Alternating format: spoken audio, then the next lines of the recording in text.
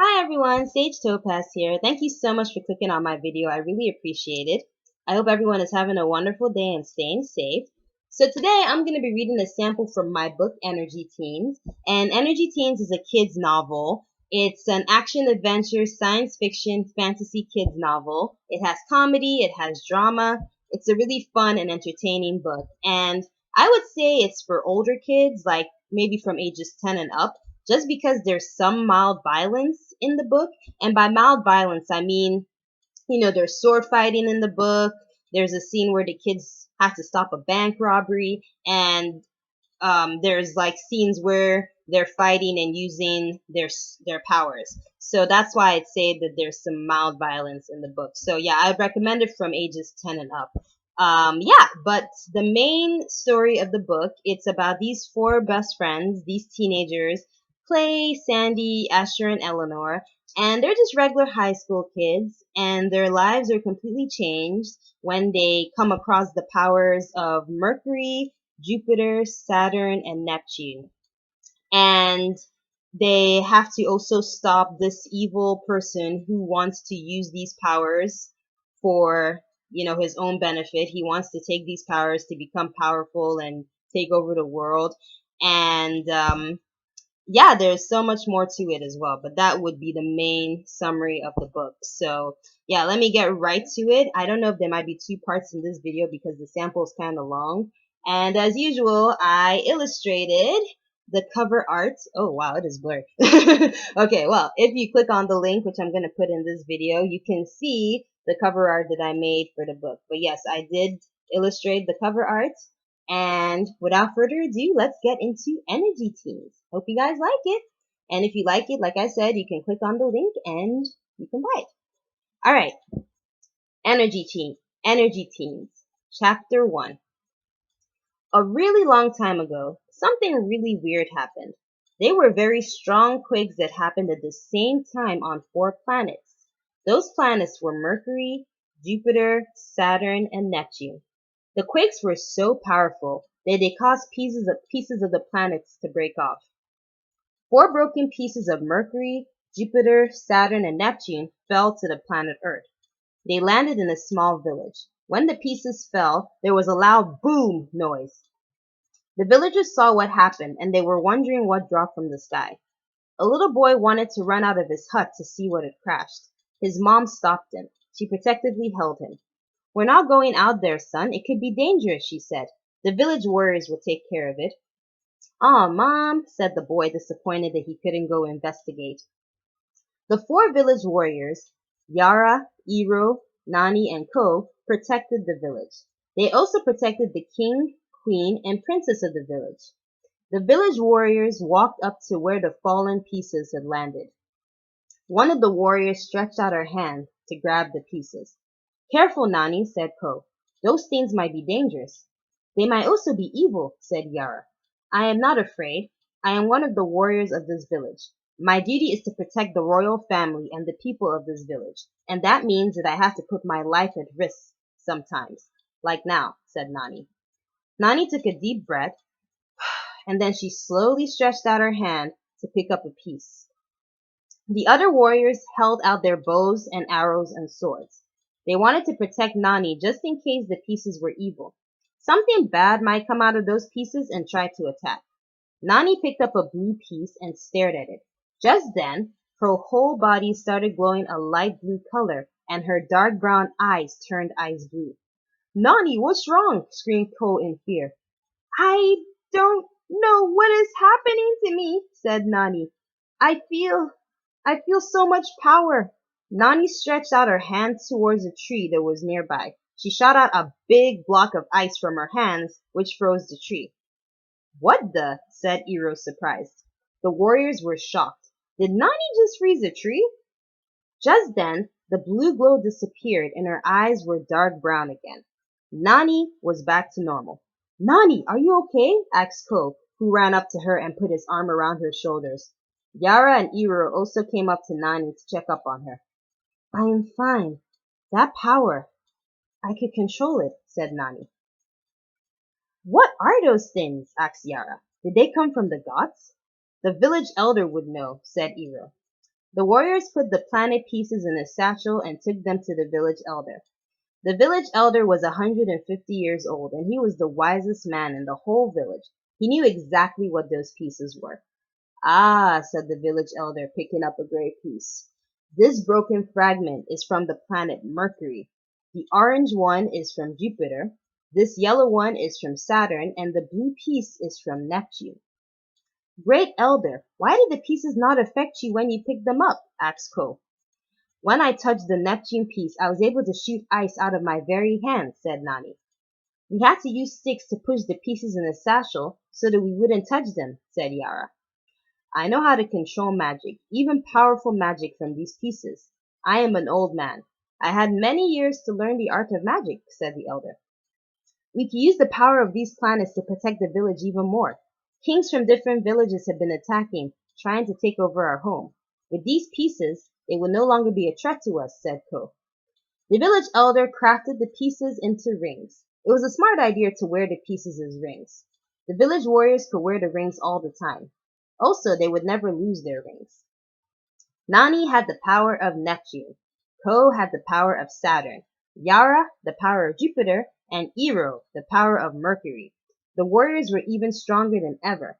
They easily defeated kings from other villages who wanted to conquer their home. They beat up pirates who tried to steal from their village. The village warriors were able to stop any threat. The king and queen were very proud of the warriors. For years, there was peace in the village. Peace would not last long, unfortunately. Iro, one of the village warriors, became more and more power hungry. He started learning dark magic to become even more powerful. He didn't tell the other warriors that he was involved in dark magic because he knew that they wouldn't approve. However, the warriors started noticing that Iro was acting very strange. He was always very mean and moody. Even though Iro was very powerful, he still wanted more power. Dark magic and the power of Mercury were not enough for him. Iro wanted to take all the powers of his fellow warriors. One night, when almost everyone in the village was sleeping, Iro attacked. He had an army of evil henchmen that he created with dark magic.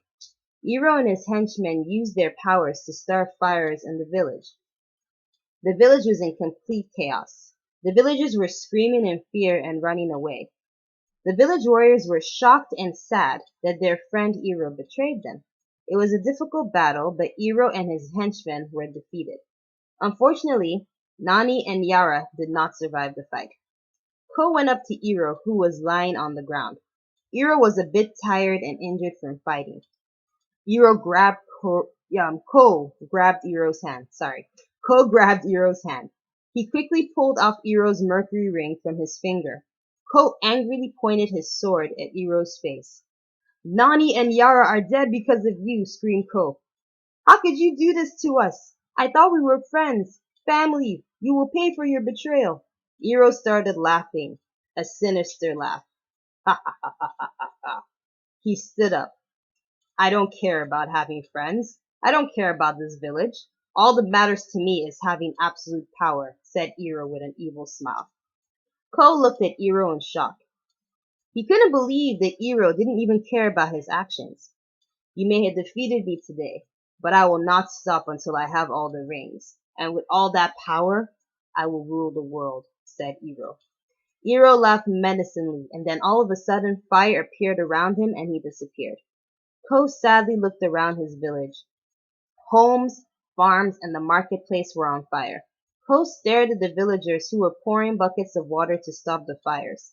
All the people in the village had survived Iro's attack, except Nani and Yara. Ko was so shocked and distraught that he lost Nani and Yara. Ko felt so hopeless and defeated that he couldn't even move. He just kept standing and staring sadly. Ko then looked at his ring on his finger. He raised his hand up to his face. Tears fell down his face as he stared at his ring. Ko then angrily took off his ring and threw it to the ground. Ko was so sad and angry.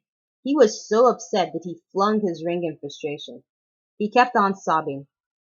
After he finished crying, he wiped away the tears on his face. He went up to his ring and picked it up. Ko couldn't just toss away such a powerful ring. Ko's ring was his responsibility. The 3 other rings were also his responsibility now. Ko put his ring in his pocket. He decided that he would protect the four powerful rings. However, he would never use his ring to fight ever again. Ko felt that there was no point using his ring since he didn't have a team anymore. The village warriors used their rings to protect the village.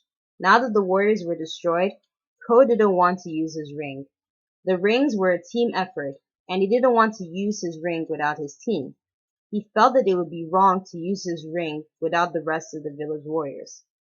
A few days later, Ko made a very difficult decision. What? No, you can't leave, said the king. Absolutely not, said the queen. I have to, your highnesses, said Ko. If I stay here, Iro will attack the village again and again. He will not stop until he gets these rings. I will not put the royal family and our people in danger. That is why I have to leave. If Iro continues to come back, then we will fight him. We will defeat him just like before, said the king. We barely beat Iro the night he attacked. I am lucky to still be alive. I just wish that Nani and Yara survived as well, said Ko sadly. Ko, we have known you for years. You are a friend to the king and myself and to our daughter. Nani and Yara are dead and we miss them terribly. Please, we do not want to lose you as well, the queen pleaded. I am sorry, your highness, but I cannot stay. I will miss you all so much, but I cannot put this village in danger. Iro is very deadly. I am sorry, your highnesses, but I have made my decision, said Ko. The king shook Ko's hand and said, Thank you for everything you have done for this village. I will miss you. Thank you, your highness. I will miss you too. Take care of yourself, said the queen, who gave Ko a hug. Will you ever come back? Asked the king. I hope so, said Ko. Good luck, my boy, said the village elder. May the gods protect you. Thank you, great elder, said Ko, giving him a hug. Ko packed his belongings and left the village. The king, queen, princess, village elder, and the rest of the villagers came out to bid him farewell. Ko was very sad that he was leaving. It was a painful decision, but he had to protect his people. Iro continued to hunt Ko down to get those rings. Ko could hide for a bit, but Iro would always find him. They would fight and Ko would escape with the rings. For decades, Iro and Ko continued to battle. Ko was a very strong, skilled warrior, but he was getting old. Ko tried to destroy the rings so that Iro would never be able to get his hands on them. However, no matter what he did, the rings couldn't be destroyed.